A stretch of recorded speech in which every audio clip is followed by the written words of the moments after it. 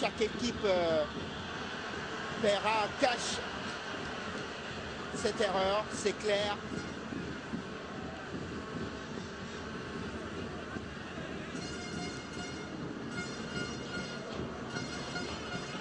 La touche. Belrech qui va se charger de cette rentrée de touche. 5 grosses minutes, Ahmed, et le temps additionnel de cette première période. Zoué, dos au but. Il est face à 4-5 défenseurs à chaque fois, il ne peut rien faire. Ah, difficile quand on est dos au but comme ça d'exploiter une occasion avec encore ce bon ballon sur le côté gauche.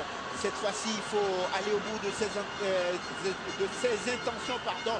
Oh, mauvais centre encore. Attention à cette frappe. Elle est à côté, complètement manquée, dévissée, extérieur, pied droit.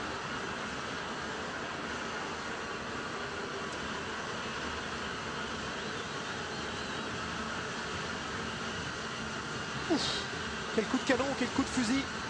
Il a mis toute la puissance, mais la précision n'était pas au rendez-vous pour Diogo. Mais c'est toujours des occasions devant les buts de Hamoud. Et cette Guinée équatoriale, aïe aïe aïe aïe, on va en reparler, j'espère pas trop longtemps, mais aurait dû être récompensée plus tôt. J'espère qu'elle le sera pour cette débauche d'énergie devant les buts de Samir Abou. Parce qu'à 1-0, forcément, ce n'est pas le même match que celui qu'on vit en ce moment. Mais il y aura encore 50 minutes sans le temps additionnel où pour les deux équipes pour nous offrir des buts. L'avantage laissé aux Libyens. Ah, il est seul pour l'instant et il va y aller tout seul. Ballon récupéré par les défenseurs équato-guinéens qui ressortent rapidement avec encore une touche et le Nzalang qui va garder la possession de cette balle.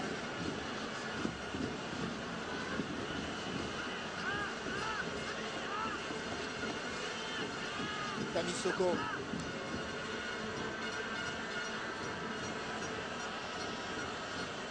Récupération du ballon par les équato-guinéens qui vont tenter encore une frappe. Elle est lointaine, elle est au-dessus. Cette fois-ci, c'est Figueux qui tente sa chance.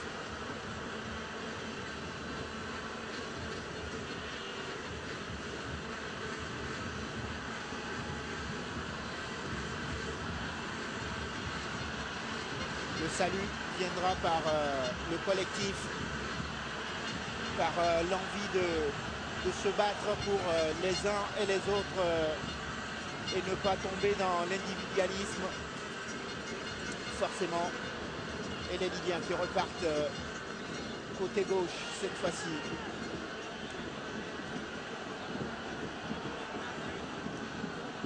Mohamed Jamal qui pour la première fois file aux avant-postes, frustré de voir les attaquants libyens ne pas donner suffisamment de difficultés à Emmanuel Danilo.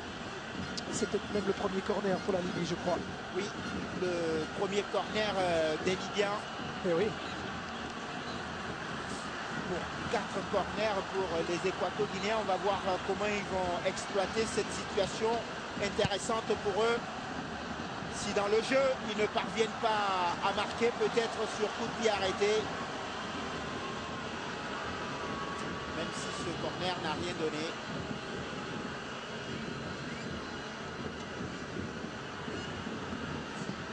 Mohamed. C'est Rabea plutôt qui va se charger de cette rentrée de touche.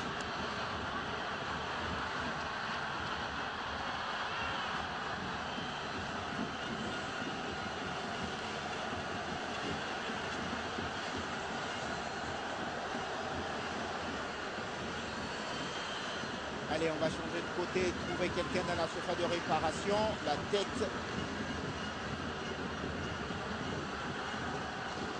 Si ça sort, c'est une touche pour les Libyens. Malgré les efforts de Balboa. Un fameux 4-4 il y a 2 ans en Afrique du Sud. Le corner pour la Libye. écarté au premier poteau, mais le danger va revenir. Attention à ce contrôle orienté. Hors-jeu, heureusement qu'il veillait au grain les défenseurs équato-guinéens. Peut-être ici, il y a encore une belle occasion. Oh là là là là là. On va revenir à la faute. Et Zoué est seul en pointe et il donne du fil à retordre à la défense. Il va falloir être beaucoup plus cadenassé davantage sur lui en deuxième période. Sans quoi on va s'offrir une déconvenue. Une petite minute de temps additionnel minimum, vous venez de le voir. Iyanga a été le joueur de cette première période, le catalyseur, le détonateur sur le flanc gauche. C'est lui qui a offert ce centre, qui a offert cette possibilité de but. Le but, eh bien, voilà, si on avait la vidéo, ça ferait 1-0. Monsieur Doué ne l'a pas vu ainsi, ses assesseurs non plus. Espérons que pour la Guinée équatoriale, ce ne sera pas trop préjudiciable, mais en tout cas l'œil brille chez Gilson Paolo parce que cette équipe qu'il a pris en main, elle a des dispositions à mettre pour gagner ce match. Et surtout quand on regarde le groupe de ces deux équipes, alors que M. Doué va renvoyer les 22 acteurs au vestiaire et siffler la mi-temps de ce match entre la Guinée équatoriale et la Guinée équatoriale et la Libye, match inaugural de cette 28e CAN. 0-0, Thomas. Pas de but, 0-0 effectivement. On a fourni de beaux efforts pendant plus d'une grosse demi-heure pour le Nzalang. Malheureusement, il faudra redoubler d'efforts dans le deuxième acte pour espérer s'imposer dans son match chez soi à domicile. On se retrouve dans un quart d'heure pour la deuxième période de ce match sur LC2 Afnex et l'ensemble du réseau des télévisions partenaires. À tout à l'heure, mesdames, à tout à l'heure, messieurs.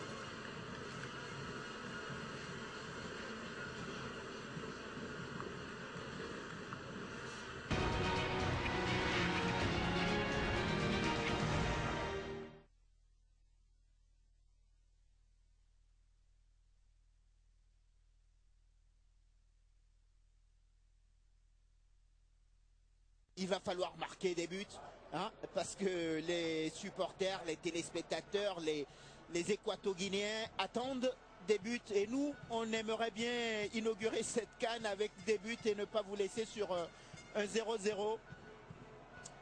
Parce que il y a de la place pour au moins prendre déjà la tête de ce groupe ou se partager les points du nul.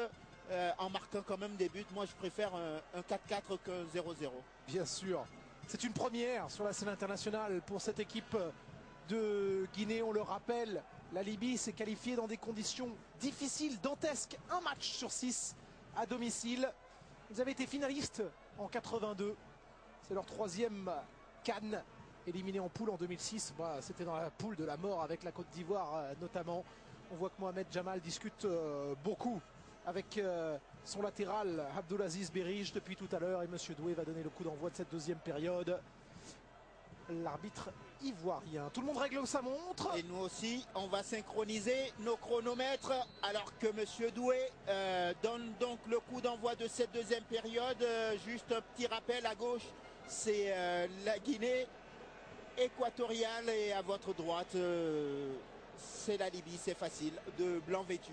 Les chevaliers de la Méditerranée. Face au Nzalang national. Et il faut marquer des buts maintenant, messieurs. Vous avez eu des occasions. Il y a eu même un but, un ballon qui a traversé et dépassé la ligne. Ah, ça me plaît comment vous dites ça, vous, Ahmed. Allez, ça suffit, messieurs, on a assez joué. Pardonnez-moi, c'est prétentieux de ma part. Évidemment, c'est facile quand on est confortablement installé dans son fauteuil de commentateur. Attention à cette action avec ce ballon. Et la tentative de frappe, elle est déviée. Ce ballon a failli se retrouver dans les pieds d'un joueur équato-guinéen. Et les Libyens, tranquillement, qui vont essayer de repartir proprement déjà. On sent qu'il y a eu plus de préparation, il y a eu un peu plus de football chez la plupart de ces garçons qui évoluent à Al-Ittihad, par exemple en tête du championnat de Libye. Mais il y a plus de folie côté Guinée équatoriale. Voilà, c'est vraiment une opposition de style et bien malin qui peut donner un vainqueur dans ce match. Ousmane. Avec cette tentative de frappe enroulée, elle passe largement à côté du montant gauche du but gardé par Emmanuel Danilo.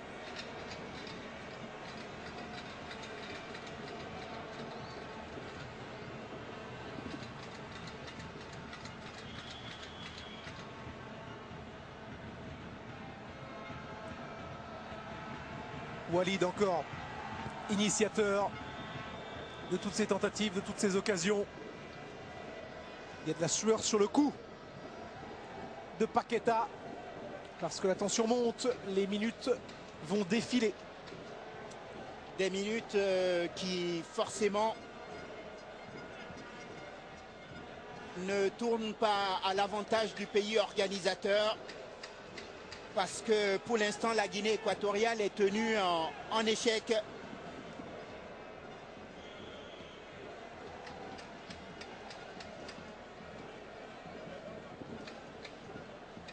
Allez, les rouges qui cette fois-ci sont plus hauts qu'en première période. Peut-être que dans les vestiaires tout à l'heure, leur sélectionneur leur a dit vous n'avez rien à perdre.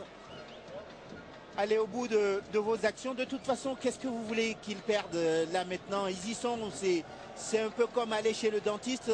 Quand il faut y aller. Hein. Oui, là le dentiste, il a déjà tous les outils dans la bouche là. Allez, les Libyens. Ah, ça commence sur un faux rythme cette deuxième période. Je ne sais pas si c'est votre avis, Thomas. Comme les 5 premières minutes de la première période où on voyait une équipe de Libye qui posait le pied sur le ballon. Une équipe de Guinée et son entraîneur qui a dû leur demander d'être plus structuré. Je ne sais pas s'il faut qu'il soit plus structuré. Konaté et sa fougue de la première période qui donne encore un bon ballon dans la deuxième moitié de terrain. Et c'est lui qui permet aux supporters de se lever alors qu'on a vu une main qui est allée sur le visage de Nyanga.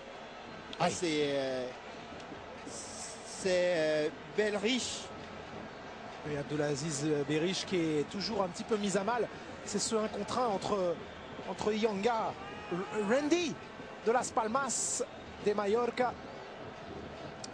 Le joueur qui évolue en Espagne, je vous le disais un petit peu plus tôt, ils sont deux. Il y a aussi évidemment l'attaquant de renom qui est là depuis tant d'années, Rodolfo Bodipo, qu'on pourra pourquoi pas voir rentrer en deuxième période si le score ne se décantait pas.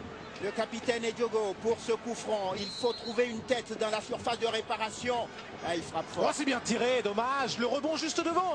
Ahmed, juste devant Samir Aboud. Ça complique les choses. C'était au premier poteau. Il fallait couper cette trajectoire. On n'a pas été assez présent. La récupération du ballon par le Nzalang et peut-être encore ici une tentative d'incursion dans la surface de réparation adverse, mais la barrière qui se referme juste devant l'attaquant équato-guinéen, même si là ils ont fait l'effort pour récupérer le ballon. Ah, un ballon qui va être rendu aux Libyens. Avec Rabea Boubacar.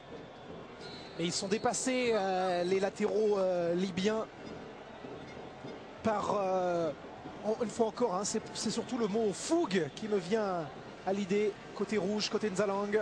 Et c'est bien, il faut encore beaucoup de fougue, de jeunesse, d'envie là pour déjouer les pronostics.